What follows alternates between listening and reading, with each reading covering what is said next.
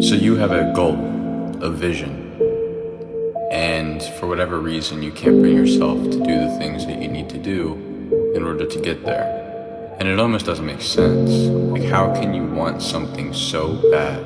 Like, I know that feeling. I know how amped up you probably get thinking about that thing. You know, living that lifestyle, being that person, having that freedom, you know, all those things.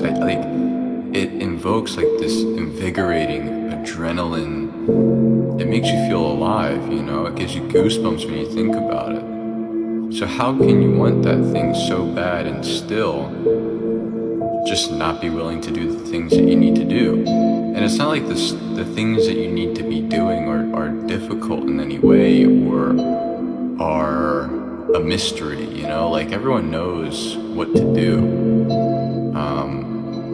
All the information is out there online. You can find a ton of YouTube videos on how to do pretty much anything in this world. Start any kind of business. You can learn how to become an artist. You can learn how to do anything. You can learn how to become a chef. Like, you can literally learn anything on the internet nowadays. So it's not a matter of how. It's a matter of will. Where do you find the will? Evidently, it's not going to be motivation, because motivation doesn't trump laziness, you know, because motivation is temporary. That's why when you think about your goal or your vision, you maybe get amped up and, you know, you might work at it for a week or 2 weeks or maybe even a month, but eventually you burn out and like you just go back to square one. And it's just like this repeating, endless, dreadful cycle. So what needs to change? How do we find the will? Like I said before, all reality is a projection of what's going on in here. So that's your main priority. You can straighten this out.